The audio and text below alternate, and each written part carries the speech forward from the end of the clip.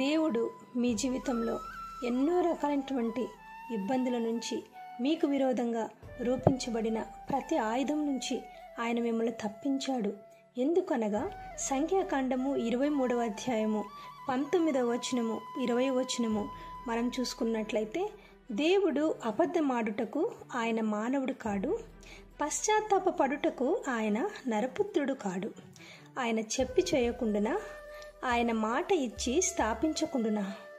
ఇదిగో దీవించుమని నాకు సెలవాయను, ఆయన దీవించును, నేను దానిని మార్చలేను. దేవుడు దీవించాలి అని నిన్ను ఆయన నిర్ణయించుకున్నాడు కాబట్టి nobody can change it. ఎవరు కూడా మార్చలేరు. వాళ్ళని బట్టి మనం ఇలాగ ఉన్నామని కానీ, వీళ్ళని బట్టి మనం ఇలా ఉన్నామని కానీ మనం బాధపడాల్సిన అవసరం లేదు. ఎందుకంటే సమస్తము ఆయన చేతుల్లో ఉన్నాయి. నీ కాలగతులన్నీ కూడా ఆయన వశంలో ఉన్నాయి అనే విషయాన్ని మనం గుర్తుపెట్టుకోవాలి.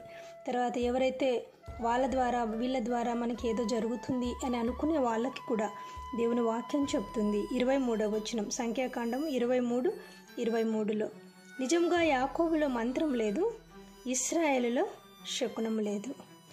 ఆయా కాలమందు దేవుని కార్యములు యాకోబు వంశస్థులకు ఇశ్రాయేలులకు తెలియచెప్పబడును.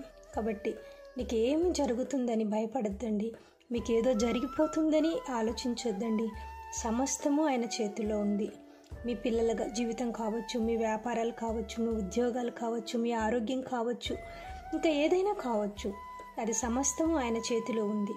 కాబట్టి అవన్నీ కూడా ఆయన వశంలో ఉన్నాయనే విషయాన్ని జ్ఞాపకం చేసుకుని దీవించమని సెలవైంది. Nobody can change it.